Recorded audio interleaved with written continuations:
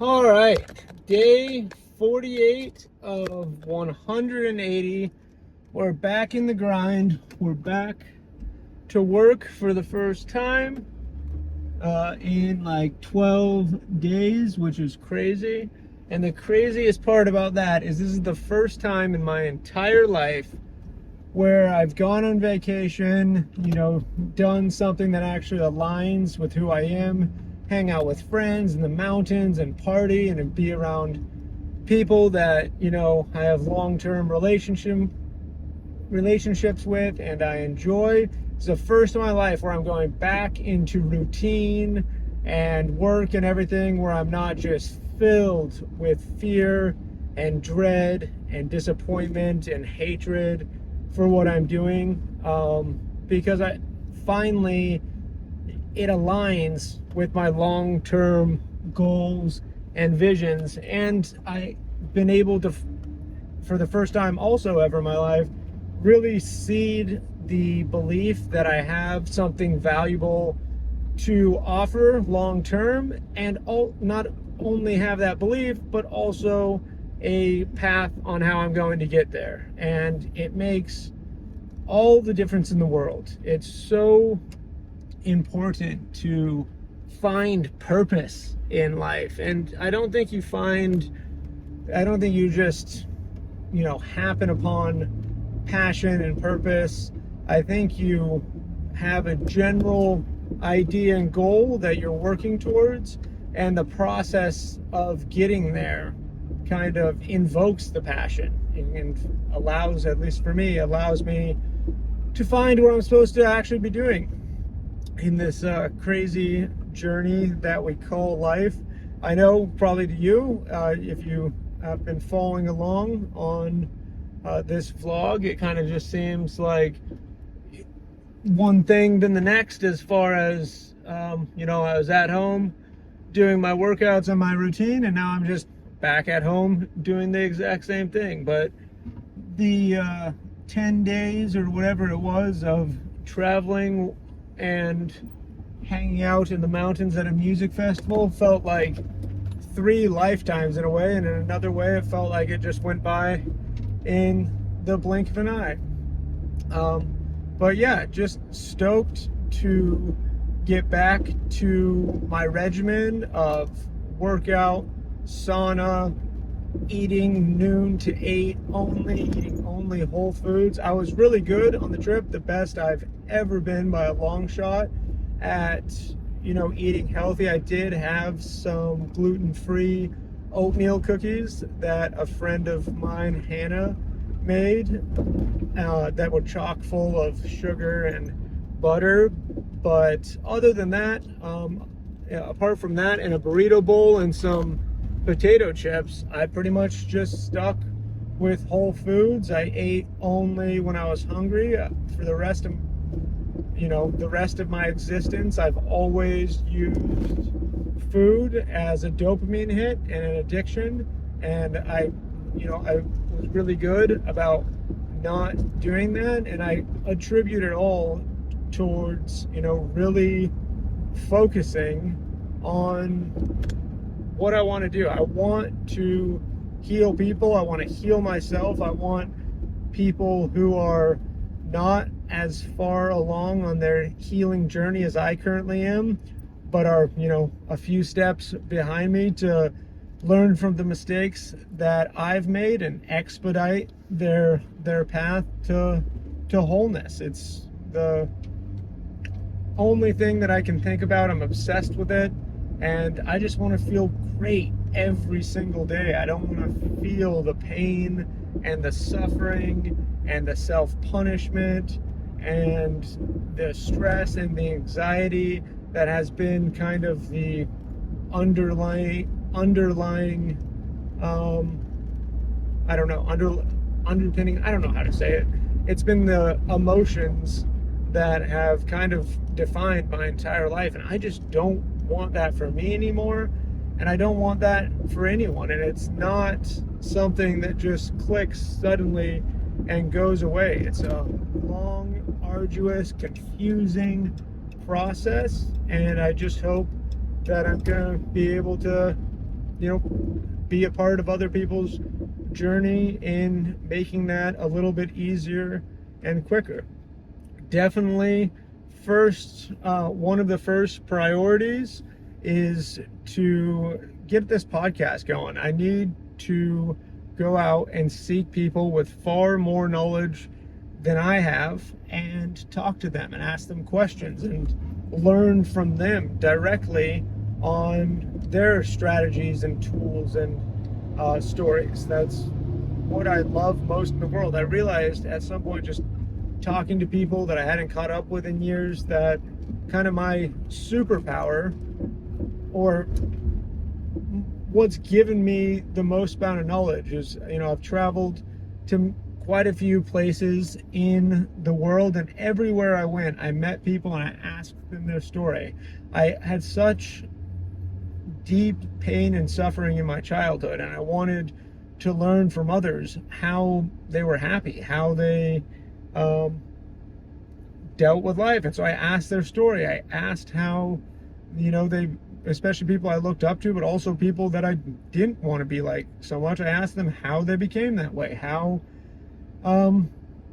what helped them, what didn't help them. And in that, I think that's everything. I think you learn more than anything else in the world, any book or watching any documentary. I think directly talking to others and asking them the questions that are burning inside you, I think that's kind of the ultimate life hack. And so need to get that going, and definitely will kind of be putting that together in the next couple weeks. And yeah, but for now, back to routine. I definitely have a 5 to 7 day period of rebuilding my neurotransmitters and all the chemicals in my brain back to where they were prior to going to a drug-related music festival for 5-6 days, however long I was actually there. So I got some work to do on that front, but consistency and really making that a priority rather than using it as an excuse. In the past, I would have taken 5 or 6 or 7 days and just use it as an excuse to eat poorly, to binge crappy or even good TV, but binge TV, just distract myself from the discomfort. And I intend on doing the exact opposite of that this time. And I have done the exact opposite of that just for the 24 hours that I've been home, and I already feel 95% better than I have on any similar time going to a music festival in the past. So that's it. It's day 48 out of 180. I'm headed to work.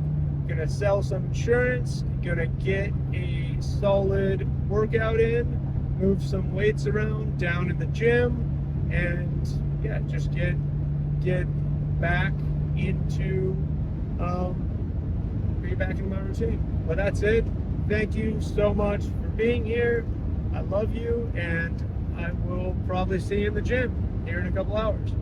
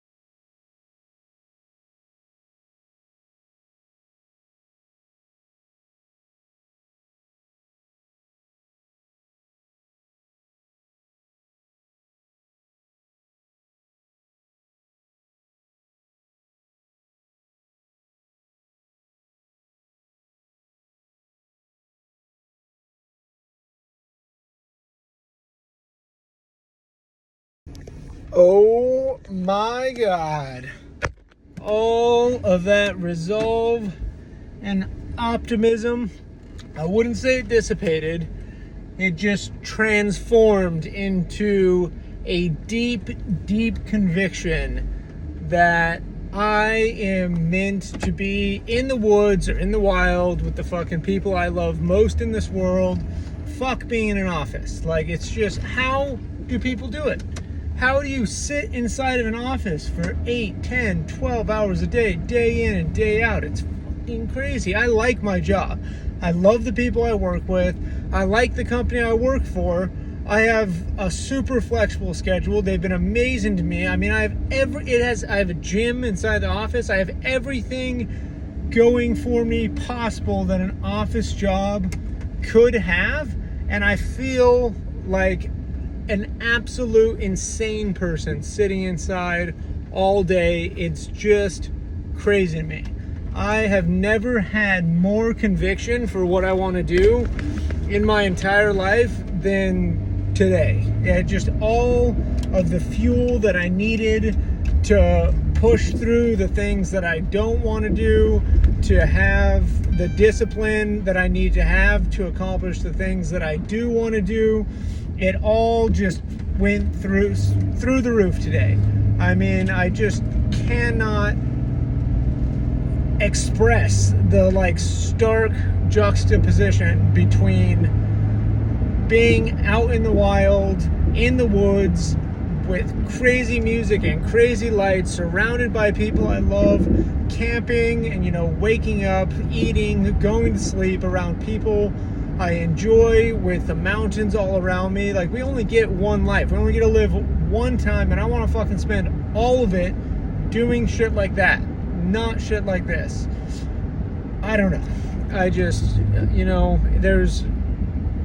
I'm of two worlds about it. I can sit there, and that's the wrong expression. I don't know where I'm going with that, but basically, the old me would have just sat there in misery, just on repeat, thinking how much I hate this, because it's so hard. It's so hard to just sit inside an office and send text messages and talk about health insurance all day. It's the hardest thing I've ever done in my entire life. Way more difficult than being spinal cord injured, way more difficult than dealing with pain, than dealing with heartbreak. It's literally harder than anything because I feel crazy when I'm doing it. I don't feel sane whatsoever, because there are so many cool things I could be doing, and it's just like a crisis of opportunity. There's a billion things on the list of things I would like to experience and do in the world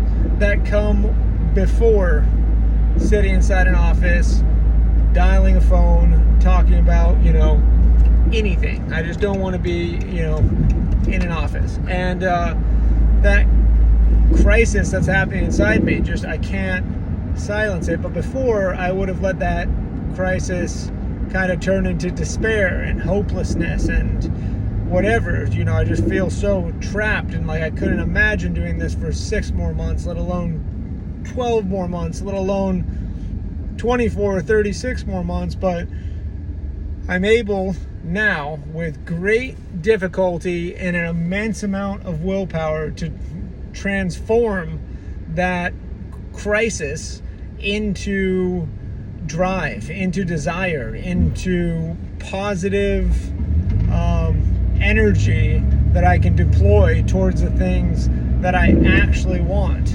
And it's amazing. It's really amazing, the power that we have as alchemists inside our own body. Where the same experience, you know, just a year ago or even 6 months ago would have made me feel hopeless and like I don't have enough time to do anything. Now I'm just like, I will find the time. I'll find the time to film videos, to edit videos, to do podcasts, to write books, to bring together groups of people who are interested in the same things that I'm interested in, you know, breath work and healing and whatever, all of the things.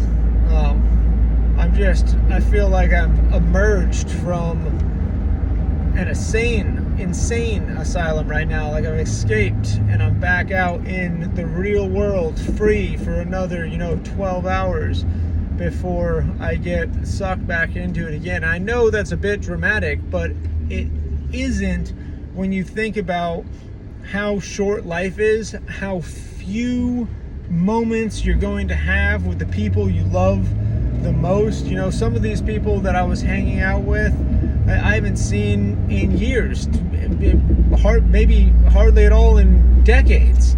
And that's heartbreaking to think there might only be a couple more opportunities in our lifetime.